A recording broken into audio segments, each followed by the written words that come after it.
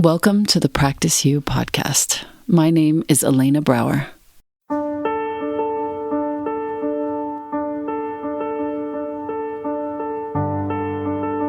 Let's dive into today's conversation regarding life's myriad transitions and how we refine our responses in our relationships, our wellness, our households, our work, and in our practices.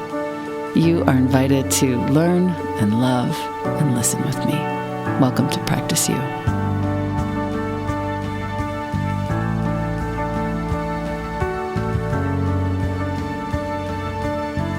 Welcome back to the podcast. I have with me today an author, a friend, a real, true, gentle man. His name is Emilio Diez Barroso, and he perfected the art of appearing very successful. How do you like that?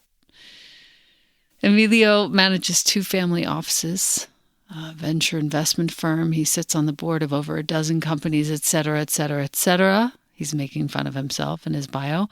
But up until recently, he was always trying to get somewhere other than where he was. Does this sound familiar to you, our listener? Seeking recognition, achievement, love, success, finally, enlightenment. And in pursuit of enlightenment, he was forced to face, of course, what all of the seeking had been trying to avoid, his own sense of unworthiness. We are going to have a very real, very enlightening, very intimate conversation today about this pandemic of unworthiness that is rife amongst us. Emilio is the father also to 3 incredible teachers, as he calls them, children who are grown, and resides in Los Angeles. His book, which I am holding in my hands, which I strongly recommend you go look at, is called The Mystery of You. Emilio, welcome to the podcast. Yay. Thank you for having me. Yay. Of course. Oh, Yay. It's an honor to be here. Oh, bless. Thank you. It's an honor to have you. The first chapter is called The Operating System, and I thought it might be nice for our listener to hear what that means to you in this context of The Mystery of You, this book, this beautiful book. And I also want to tell our listener the subtitle of this book is Freedom is Closer Than You Think. And I think that's important as we launch into chapter 1 because it is closer than most of us are led to believe. And I'm excited to talk to you about this today. So the operating system, Emilio, tell us. Oh, yeah.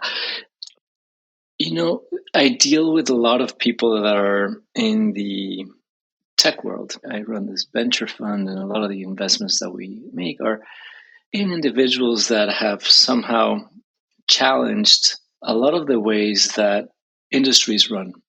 And they look at what has worked in the past and they examine it from the perspective of, is that still relevant, or is there a different way or a more efficient way, a better way of doing it? And I noticed that very few of us actually have that approach with ourselves, where I think we run this, what I call this operating system, this programming that somehow has code, to continue with a metaphor, that has been many times just generationally passed, and a lot of it is no longer relevant.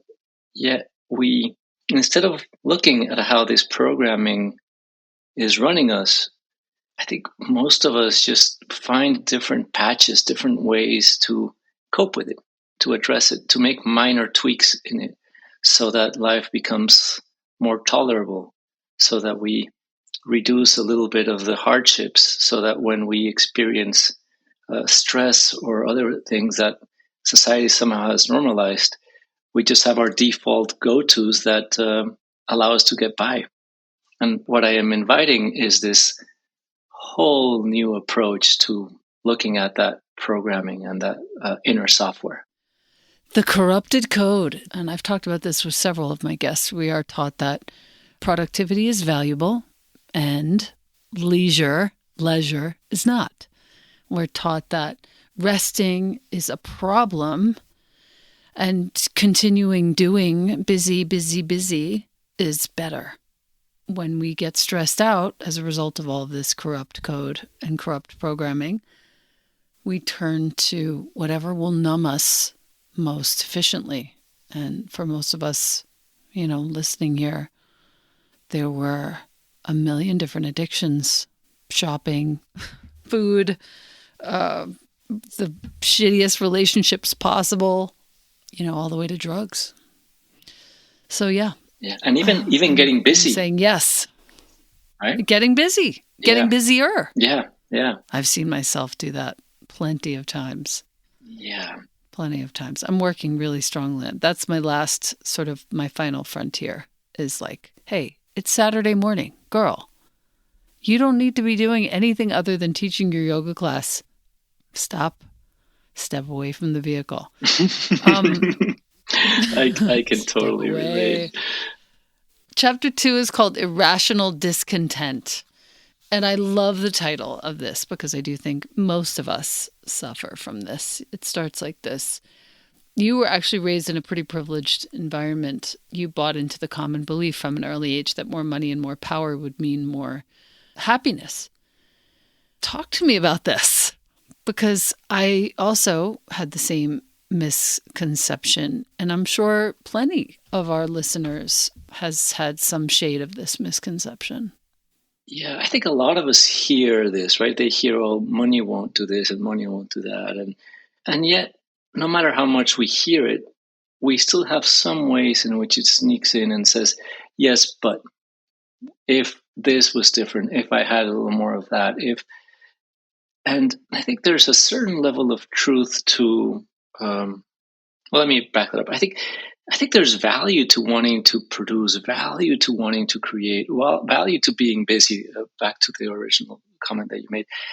And yet, I think when we have this idea that at some point in the future we're going to be better off, it postpones our well-being and it really conditions it to something that's going to be out there different in the future. And what I realized in growing up in the environment that I grew up with was that I was surrounded by people that had way more than enough. I was surrounded by people that, by all measures of success from a financial perspective, had far exceeded anything that anyone else could envision. And yet there was still this underlying thing that would sneak out and complain about things and still think that once they got somewhere else, then things would be better. And I mentor a lot of people, and I mentor people that are starting out in their career, and I mentor people that are very, very successful in financial terms. And most of us are still running that same belief that something is missing. And I don't know how deep I can go, but I know you've got a Zen practice, so I imagine the listeners are open to depth. Yeah, you can. We talk about death all the time here. I'm pretty obsessed with it, so get in there. Okay, I meant depth, but also death. All of it. The truth is that that's funny. I thought you said death, and I was like, totally. That's totally fair game, but depth as well. Yeah. See, it's a tricky thing, right? Because on one end, on the psychological framework, the idea that something in the future will make us whole, we see it over and over again, where we get somewhere, we arrive at this big thing, or we thought was going to make it for us, and we still feel somehow incomplete. Rationally, it doesn't make sense to be at any level complaining, right? Because we have so much once we get to whatever the level of threshold and milestone. What I've discovered is that the reason why I would feel discontent or incomplete was because I was orienting from a perspective of separateness. I was orienting from this sense of me as a separate self. And by definition, that is incomplete. It's almost like I was partitioning the wholeness of life and expecting that partition to feel oneness, to feel wholeness. Right, without realizing that it's right in between us. It's right within us, rather, within our own beings. Yeah. Takes so long to get to that point. It can. And I've also believed that part of why I wrote the book is that my idea that it was so complicated and it was such a long, arduous journey of deconstructing everything is what kept me always seeking and always postponing. Because then I would say, okay, well, I have to go and do blah, blah, blah, blah, blah, even if blah, blah, blah, blah, blah was sort of self-help or inner exploration. And once I do all of that, then I'll be okay. And it was just one more way in which I postponed the okayness that was present from the beginning. It's so beautiful to hear you talk about this. And I love the sort of energy behind your voice, the cadence of your voice. It's very soothing. I'm sure our listener is really enjoying it too. Maybe they're jogging though, and maybe they need something more. Well, I'm staying in this realm because I think it's very important to talk about this. You were also, I mean, everything you've just said is very Buddhist, and you were raised Roman Catholic. Do you practice any tradition now? I don't. I think I practice. I've never said it like this, but I think my religion currently is connection, contribution, and adventure. Thank you. How beautiful. Yeah. And really my mission in life is just to leave a wake of love. And that as a guiding principle is very dynamic because it can show up in so many different ways. I can be jogging and listening to a podcast, or I can be sitting down meditating in stillness, or I can be financing a business or challenging an entrepreneur, or even going through legal paperwork with a lawyer and setting boundaries. And I think the challenge that some of us that are oriented towards this inner growth and exploration is that we associate truth, enlightenment, awakening, whatever we want to call it, with a particular state of being. And that is just continuing to put conditions on what life is. And the freedom that I speak of is a non-conditional freedom, is one that is open chest towards whatever life presents at any given moment.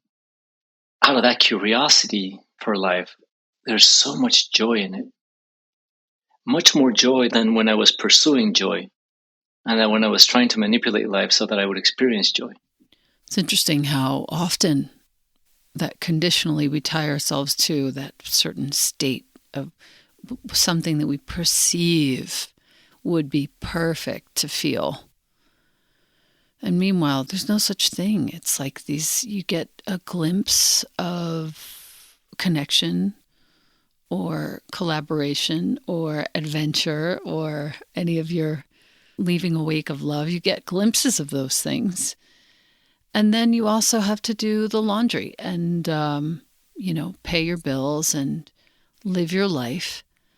But the glimpses strung together are kind of everything. And we miss that entirely. We miss that truth. Yeah. And I want to suggest that the idea that the glimpses are any more divine than the confusion is part of the illusion that keeps us seeking. Because then we become glimpse seekers. Right? I was a glimpse seeker. I was an experience junkie. And whether those experiences in the past were feeling appreciated, acknowledged, success, getting the big deal, they shifted then to spiritual insights, moments of awakening, moments where I saw everything as one, moments where I was in a state of flow. But as long as I was associating that with life, or that with truth, which was what I was most drawn to as a word, then I was still subtly trying to exert control, saying, this is okay, this is not okay. And that kept me spinning. I get that. Yeah, I get that. The glimpse seekers. What I'm trying to say, and I'm not really being super articulate, is that I'm just down for catching a glimpse of something. I can't even pursue it anymore because if I pursue it, it's like some elusive, slippery something that just gets out of my hands, Totally. But if I stay open, right? If I stay open and I just go, all right, I'm open to having this experience. I'm right now in the middle of some pile of, confusion. And I'm open to seeing some other thing here. That's kind of how I work in those crazy moments. It's interesting. I was really inspired on page 86 of your book. Again, it's called The Mystery of You. Rooted here is the section, and it's just like a small paragraph at the bottom of this page. A lot of the friends I've had the pleasure of mentoring admit the one thing they love the most is closing a deal. I love a challenge. I love making things happen. Those same individuals, however, recognize there's a difference between the drive that comes from enthusiasm and the one that is entangled with an attachment to a particular outcome. So this is kind of the discrepancy and also the distinction that we need to make. If we can untangle the original impulse and motivation from the overtaxing thoughts that project our well-being into the future, we can engage with whatever we're doing in a more sustainable way. So, said another way, the original impulse to make something happen, to create a project, to do anything, and the motivation that we have to do that, if we can untangle that from the sort of thought forms that put us into the future in a better place than we are right now, if we can keep those two things untangled, the projects will be more fun. And the mind will be less taxed, such a good word that you used, by these future iterations of ourselves that have no bearing on the present moment, that actually keep us out of the present moment. So, which leads to my next question for you, which is, what are your thoughts on this concept of, we'll call it manifesting, even though I'm so over that word, but I know that it works for me to see myself in the future, in a situation, in a place, in holding a book that has yet to be written. I know that's helped me. And yet I also know that we need to untangle the enthusiasm for the thing from this future obsession. How do we do that? I love that question. When I speak to this with individuals, what I like to invite them into is to consider and to become aware of what experience they're looking to achieve once the thing they're looking to manifest comes into fruition. And oftentimes it's quite easy for people that have a strong vision to say, well, I would feel blah, blah, blah, blah, blah, blah. And then I invite them to drop into the body and say, can you connect with that experience right now? Can you drop into the energetic in your system, the somatic experience of what getting that would feel like? And with a little imagination, most people, strangely enough, women tend to have an easier job doing it, but also men. They can feel in their bodies a sense of whatever it is, openness, aliveness, excitement. Oftentimes it's rest, right? It's like, if I get that thing that I'm trying to manifest, then I'll be able to rest. And then I just invite them to truly embody the carrot that they're seeking to go and chase right now. And then to connect with its essence and with that flavor in their bodies, and then to go and create from there.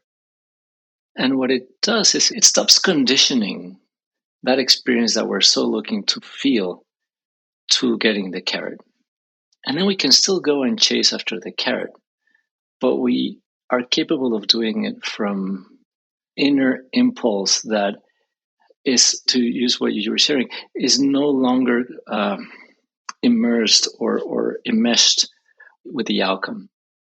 Part of what entrepreneurship entails, entrepreneurship or any project really, is it's a capacity to be open enough to recognize when one needs to pivot and course correct and move to a different direction or adapt. And a lot of the entrepreneurs that I've seen fail are ones which are so attached to the outcome that they weren't able to notice the cues that they needed to make tight or smaller adjustments. What I think is tricky is that manifesting is I hear it more and more used by individuals that are somehow, it's become the new control mechanism for the ego. And it's almost like you're giving the ego a magic wand, right? And the ego is super excited about that. And I don't think there's anything wrong with the ego and using its tremendous energy to go and accomplish things. But it also creates it's easy for it to sneak this sense of a new identity that gets emboldened. The identity of the controller, of the one that knows what should happen. It's almost like the opposite of thy will, if that makes sense. Yeah, thy will be done. Yeah. Yeah, there was a very subtle point in there when you were talking. I didn't want to interrupt. I'm learning how not to do that. But there was a very subtle point where you sort of invite the person into the energy of the thing, and then you invite them to create from there without being attached to how it turns out. And I think that's important to highlight. Do I have that correct? Yes. See, the energy, ultimately, it really doesn't matter what the experience is. It's a sneaky way of saying, can you get closer to the present moment? Can you bring your attention to the aliveness that is currently here? And that aliveness is not exclusive to positive experiences. I've experienced more aliveness inside of tiredness than I ever imagined possible, when I get really curious and intimate with the sensation of it. So whatever I'm using as a doorway into what their current experience is like in their body, ultimately the aliveness is what I'm interested in them nurturing, the attention there, so that from that aliveness, creation happens. From that aliveness, planning happens. Like I'm not saying don't go out into the future and create ideas of what it could be. I think that's beautiful. But stay as close to the source of that aliveness as you can. Yeah, that makes sense. Wonderful. Makes me want to be one of your clients right now. I'm now moving to page 122. And I think this is really important for the listener who happens to be a parent, but for all of us. 132. When my kids are angry, I recommend they find the capacity to be with the anger and move that energy in a healthy manner. There are appropriate places and respectful ways to express our emotions. If we allow the raw sensations to exist, the energy itself can find its natural flow. Sometimes, however, we dig in and become invested in holding on to an emotion because there are parts of us that aren't ready to let go. Therein lies the work. Thanks to my children, I have relearned how to relate with emotions and be curious when they arrive. This can be a tall order, but I try to honor the feelings and, when appropriate, examine any unresolved issues that may be at their root. Sometimes recurring emotions are like nudges from the subconscious, signaling that we are in need of healing. I appreciate that so much, the raw sensations that exist and the energy itself finding its natural flow. I think that's really strong. And I'm sure you have this experience too, but I've watched as the layers of complexity have been erected on my child's psyche.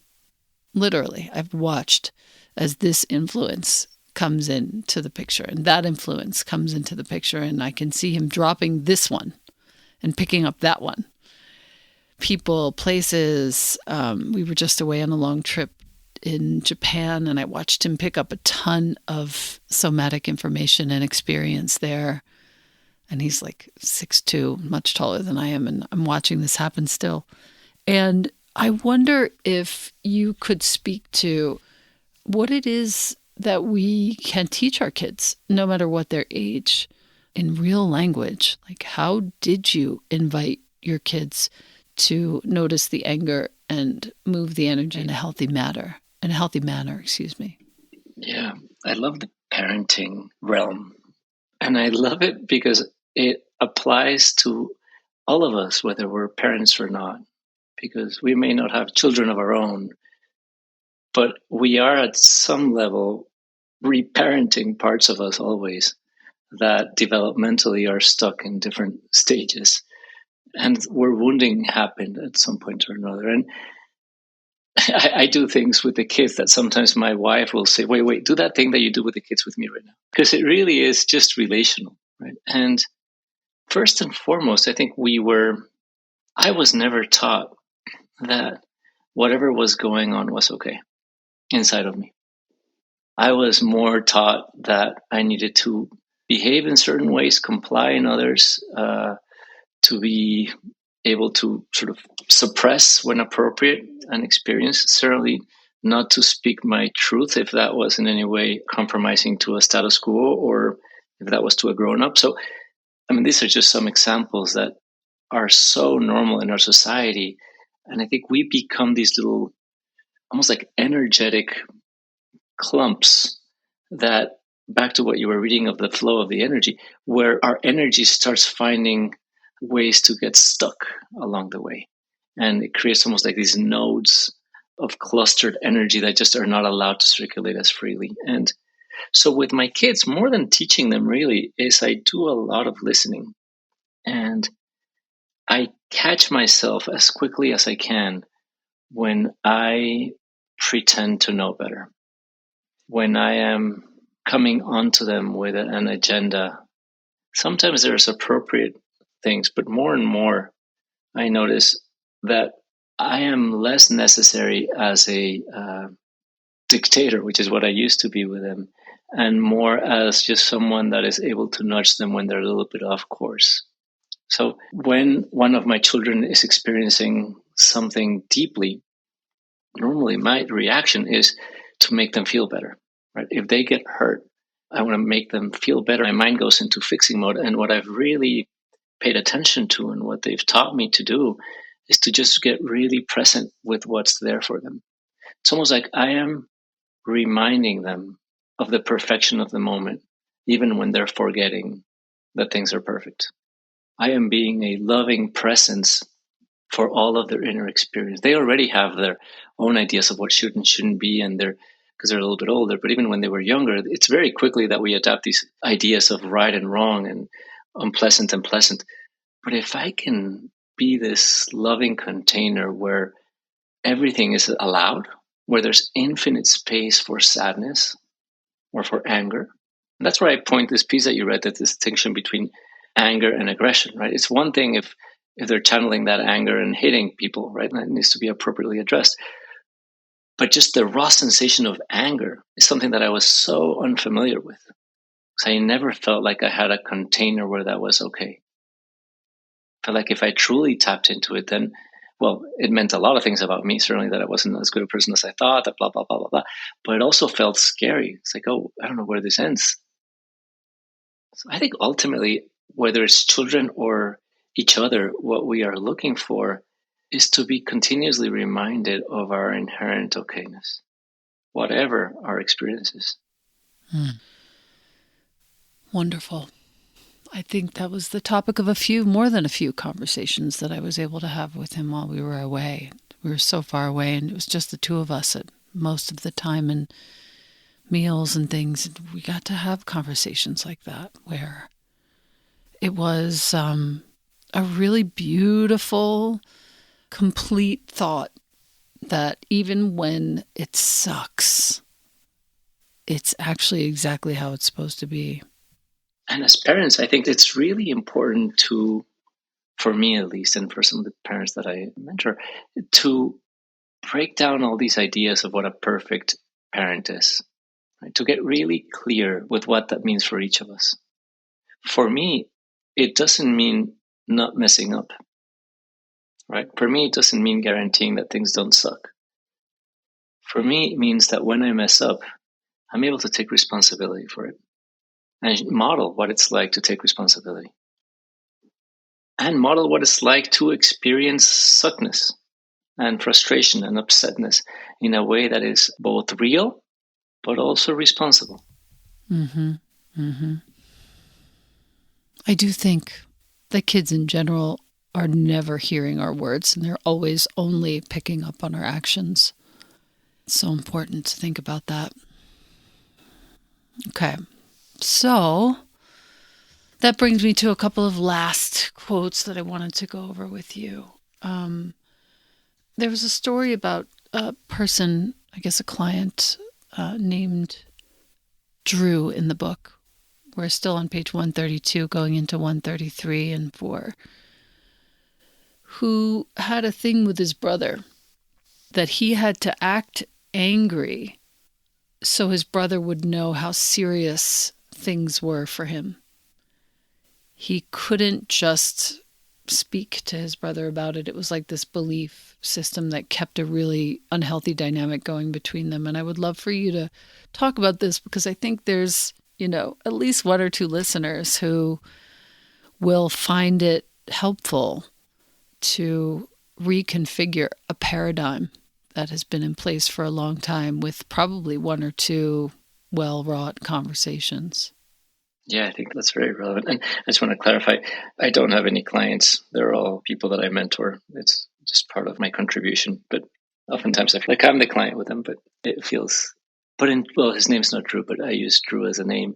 In this particular case, just for the listeners, there was a situation at work where boundaries were being crossed. And I think we can all relate to having boundaries crossed one way or another. And if you have healthy boundaries and self-respect, it's likely that you'll be able to share what works and what doesn't work from a place of, where your heart doesn't need to close. Right? I didn't know how to keep boundaries because I loved to feel valuable.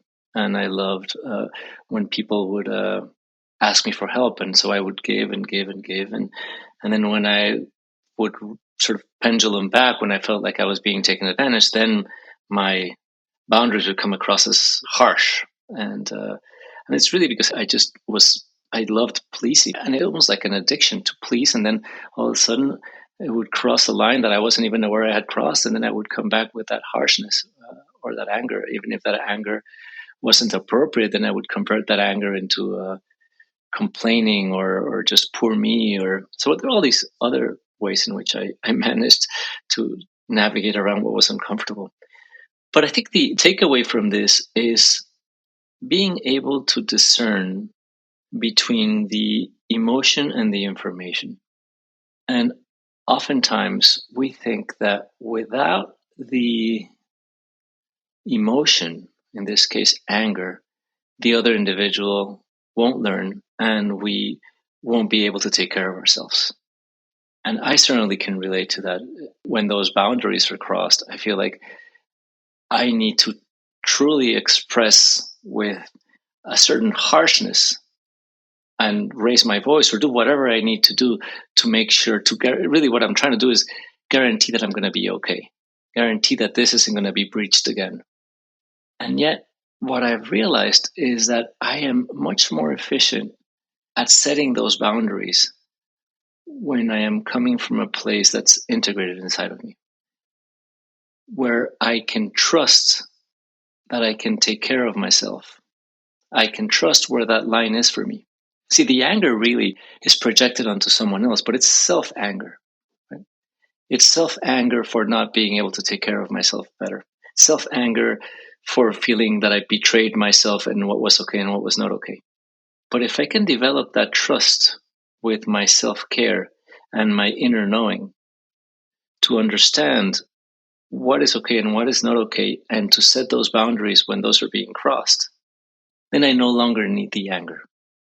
I no longer almost need the other person to change, because I can give them the information and they can decide to change or not to change. And if they decide not to change, then I can take care of myself and take appropriate action, whatever that may be.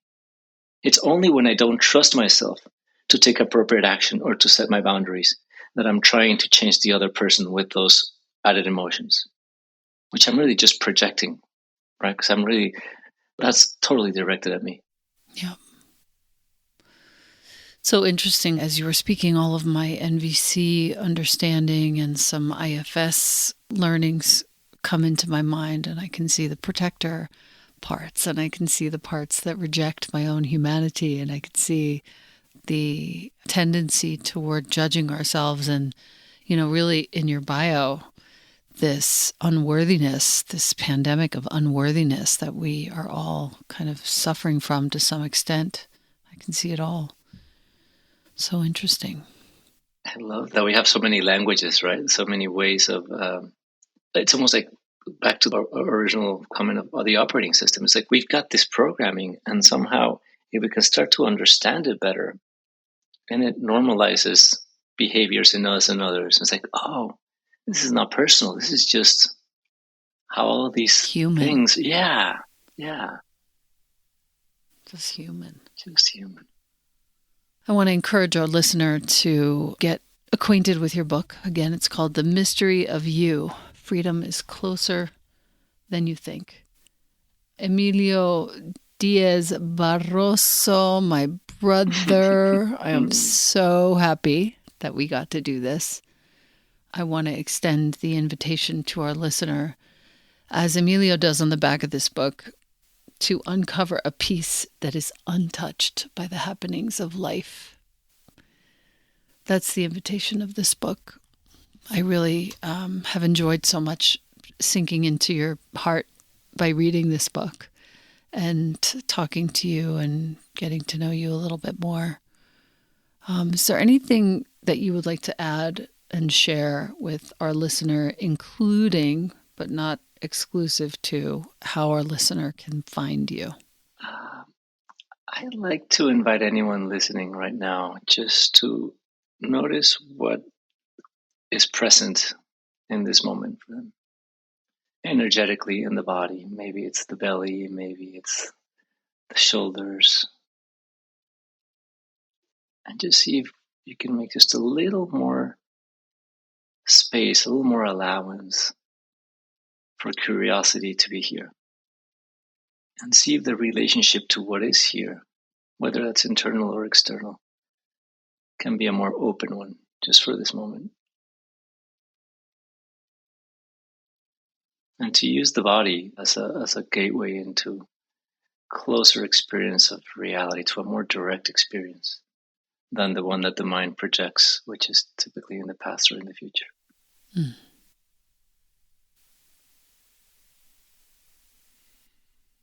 Yeah. Thank you. Yeah. Thank you so much. Mm. And is there a website that we can find you at, anywhere that our listener can visit? Yeah, you can go to emiliosbook.com. And I have some... oh, that's a nice website. Right? Emilio's book. Yeah. Genius. Wonderful. I'll make sure to include that in the show notes too, so that our listener can see it just below this recording. Amazing. Thank you, brother. Thank you so much. It's such an honor to be here with you. Thank you for how you show up in the world.